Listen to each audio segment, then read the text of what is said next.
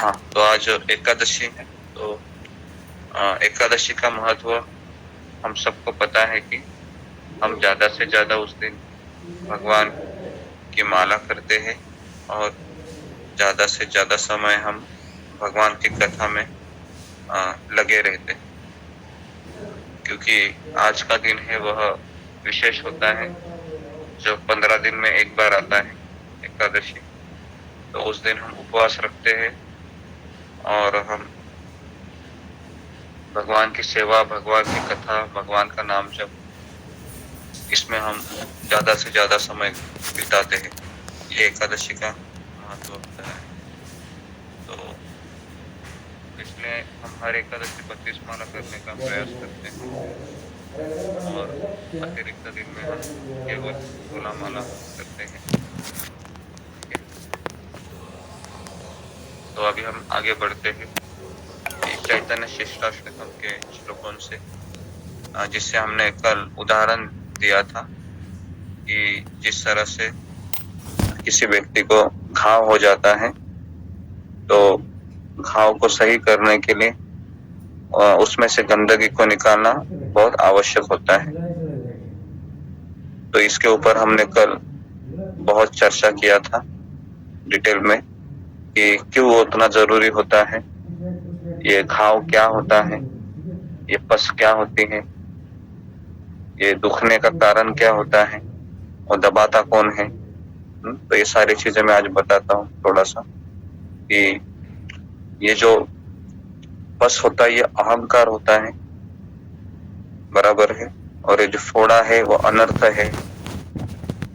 इसका निकालने का कार्य गुरु करता है और ये इसलिए जरूरी है क्योंकि अगर वो पस निकालेंगे नहीं तो वह पूरा बदन भर वो फैल जाएगा और इससे काफी समस्या हो जाएगी। तो इसलिए जब डॉक्टर उस पस को दबाता है, उसमें से दुर्गंध निकाल देता है।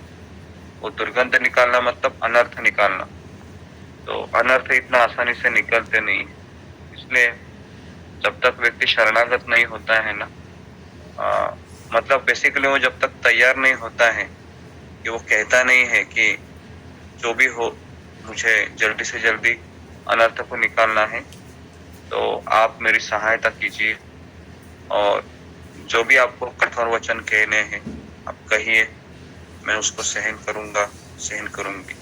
तो ये जब डॉक्टर को मरीज बोलता है कि मुझे इससे बहुत समस्या हो रही है, आप इसको निकाल लीजिए, मैं सहन करूंगा, का जो दर्द होता है वो, तो फिर डॉक्टर तैयार होता है। नहीं तो अगर आप किसी क्लिनिक डॉक्टर के पास जाते हो तो डॉक्टर आपको पूछता है कि आपको दर्द होगा तो चलेगा क्या, तो अगर मरीज ना बोलता है तो फिर डॉक्टर कोई जबरदस्ती नहीं करता है। तो उसके लिए मरीज का पहले कार्य होता है कि वह डॉक्टर को भरोसा दिलाए कि हाँ मैं तैयार हूँ इसके लिए, और उसके बाद फिर डॉक्टर होता है वो अपना कार्य करवाता है और उसको उस बीमारी से मुक्त करवाता है। तो इसलिए जब तक कोई साधक ये चाहेगा नहीं कि मेरा अहंकार को खत्म करो, तब तक वह व्यक्ति भगवत धाम नहीं जा सकता। इसलिए कोई माला बढ़ाने से तो हम भगवान को ये बता रहे हैं कि हाँ मैं प्रामाणिक हूँ आपके वचनों को पालन करने में, लेकिन जब तक अहंकार चला नहीं जाता है, वो पस नहीं जाता है, तब तक हम भगवत धाम नहीं जा सकते। तो इसलिए माला बढ़ाना है, उसके बाद सत्संग करना है, ये तो एक हम प्रयास कर रहे हैं भगवान को बता रहे कि हाँ मुझे वो पस निकालना है, लेकिन अभी तक मैं तैयार नहीं हूँ उसके लिए।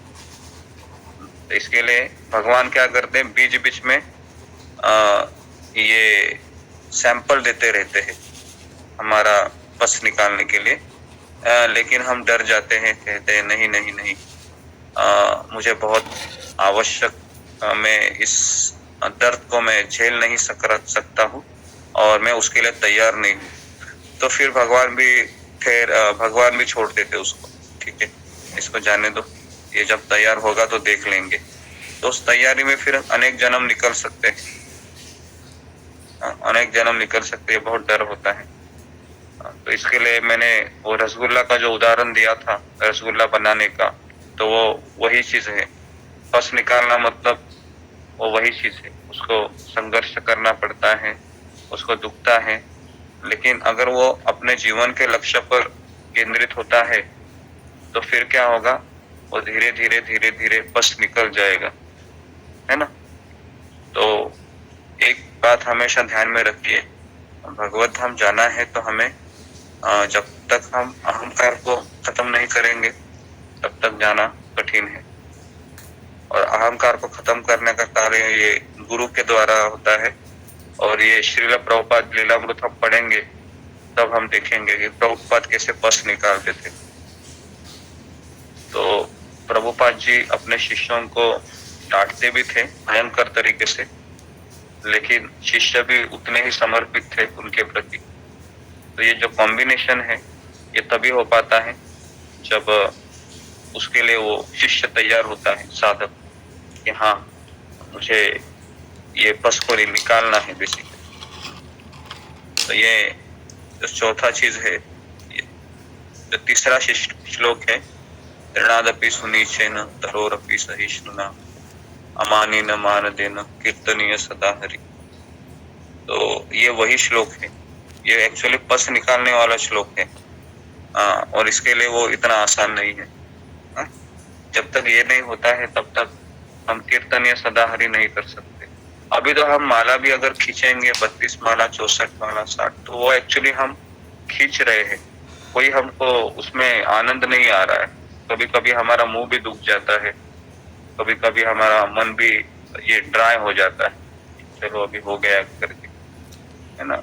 लेकिन कोई बात नहीं, वो भी करना जरूरी है। भगवान को हम दिखा रहे हैं, yes I am interested in you, मैं आप में इंटरेस्ट ले रही हूँ। तो ये भी परम आवश्यक है। लेकिन साथ साथ इस चीज को हमेशा याद रखिए कि ये जो मैं भी बता रहा हूँ, अहंकार है ये सबसे सूक्ष्म है। और ये अहंकार के लिए हमको हमारे मन के विचारों को समर्पण करना होता है। अगर हम उस स्तर पे नहीं है तो बेटर है कि हम जैसा हो रहा है वैसे ही चलते रहिए, लेकिन मन में ये भी बात रखिए कि एक दिन मुझे ये करना है, एक दिन मुझे करना है, एक दिन मुझे करना है, ठीक। तो तभी जाके ये अहंकार निकलेगा। और अहंकार निकलता है तो तभी इतना दुखता है कि आदमी उसको अच्छा फील नहीं होता है, रोता है वो बेसिकली। क्योंकि जब कोई किसी व्यक्ति को बुरा बोलता है या उसके मन के अनुसार नहीं होता है तो बेसिकली वो रोता ही है। लेकिन अगर वो रोना उसको समझ में आ गया कि ये मेरा पस निकल रहा है तो वो 100% भगवत धाम जाएगा। लेकिन वो ये सोचेगा कि मुझे यहाँ पर भी दुखी मिल रहा है, तो फिर वो उसको निगेटिवली ले रहा है और फिर वापस वो उसी संसार में लौटने का भय बना रहता है। तो ये कोई भी बताएगा नहीं, और ना ये किसी तात्पर्य में लिखे हुए है, क्योंकि ये बहुत सटल चीज होती है। तो इसको जब कोई व्यक्ति समझता है तो फिर वो तैयार हो जाता है। इसके लिए भगवान के नाम का जप करना ये एक योद्धा की तरह होता है। जिस तरह से योद्धा बंदूक लेके खड़ा होता है सीमा के पास, उसी प्रकार से ये हम माया को कह रहे हैं कि हाँ हम आपसे युद्ध कर रहे हैं, है ना। तो वहां पर पीछे सैनिक का मुखिया होता है, उसको कहता है ऐसा करो वैसा करो, ऐसा करो वैसा करो, है ना। तो उसको आदेश का पालन करना होता है, तब जाके वो अपनी साधना को अच्छे से बनाए रखता है। तो इसलिए प्रभुपाद के तात्पर्य में मैक्सिमम यही चीजें दिए गए, मैक्सिमम की किसी के अंदर आप रहिए, किसी के उससे आपको ज्यादा फायदा होगा। लेकिन वो भी कैसा है कि दो चीजें होती है, एक होती है कि मैं बताकर पूछ कर करूं कोई भी कार्य, ये एक चीज होती है, और दूसरी चीज होती है कि आप जो कहेंगे वैसा ही मैं करूंगी। तो शरणागति के भी हम देखते हैं कि एक स्तर होता है पहला वाला कि ठीक है, मुझे जो अच्छा लगता है एटलीस्ट मैं पूछ के करता हूँ, पूछ के लेकिन ये शरणागति नहीं है, लेकिन ये शरणागति का एक स्टेप हो सकता है। और दूसरा चीज होता है कि आप जैसा मुझे नचाएंगे या आप जैसा मुझे बोलेंगे वैसा ही मैं करूंगा या करूंगी, ये शरणागति होती है। उसमें काफी बार ऐसा हो सकता है कि आपको बात पसंद ना आए, लेकिन अगर आपको उस पर भरोसा है कि पसंद ना आने का अर्थ है कि वो भक्ति के रिलेटेड ही होता है, लेकिन थोड़ा कठिन जाता है, सबसे डील करना होता है, लेकिन फिर भी आप उसको कृपा के रूप में लेते हैं, तब जाके वो पस निकलता है। और जब निकलता है ना, तब फिर ये नेचुरल लगता है ना। तो इसलिए भक्ति का ये गूढ़ रहस्य है। ओके, तो आज एकादशी है, तो हमें ज्यादा से ज्यादा माला करना चाहिए, और इस बात पे भी हमको ध्यान रखना चाहिए कि उपवास का अर्थ ये है कि भगवान के करीब रहना है। उपवास का अर्थ ये नहीं कि मुझे ये नहीं खाना है, वो नहीं खाना है ना। तो इसके लिए हमको मैक्सिमम आज समय है वह खाने में जोर न देते हुए जपा में या कथा में जोर देना चाहिए। ठीक है, तो मैं यहाँ पर रुकता हूँ।